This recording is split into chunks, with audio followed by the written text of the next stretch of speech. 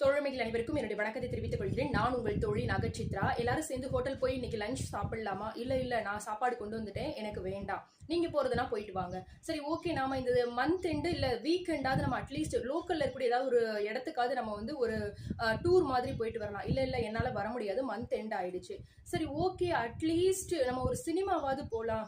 இல்ல அன்டைம் ஆயிடும், மறுநாள் காலையில எந்திரிச்சு என்னால சீக்கிரமா ஆபீஸ் போக முடியாது. இந்த மாதிரி நீங்க சொல்லக்கூடிய எல்லா விஷயங்களுக்கும் அவங்களுடைய குடும்பத்தை மையப்படுத்தியும் அவங்களுடைய வாழ்வியல் முறைகளை மையப்படுத்தியும் எல்லா விஷயங்களும் அவாய்ட் பண்றவங்களை பார்த்து கிண்டல் பண்றீங்க, இல்ல அவங்கள வந்து ஒரு பூமர்ன்ற மாதிரி ட்ரீட் பண்றீங்க அப்படின்னா இந்த ஒரு வீடியோ உங்களுக்கானதுதான். இல்ல உங்க ஃப்ரெண்ட் இந்த மாதிரி ரியாக்ட் பண்றாங்கன்னா அவங்களுக்கு இந்த ஒரு வீடியோவை ஷேர் பண்ண மறக்காதீங்க. என்ன விஷயம் அப்படின்னு பாத்துட்டீங்கன்னா, இந்த மாதிரி பீப்புள்ஸ் எல்லாருமே பெரும்பாலும் அவங்களுடைய வாழ்க்கையினுடைய எல்லா விஷயங்களையும் சுமக்கக்கூடியவங்களா இருப்பாங்க.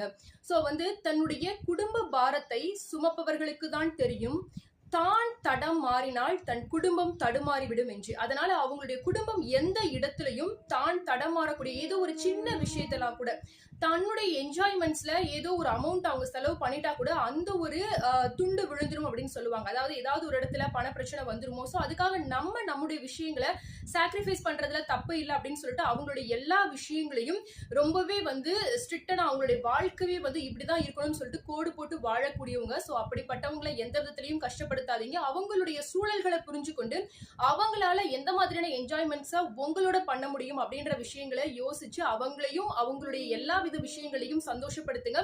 அவங்களோட சேர்ந்து நீங்களும் சந்தோஷமா இருங்க. அவங்களுடைய வாழ்க்கை தடுமாறுவதற்கும் தடமாறுவதற்கும் நீங்க காரணமா இருக்காதீங்க.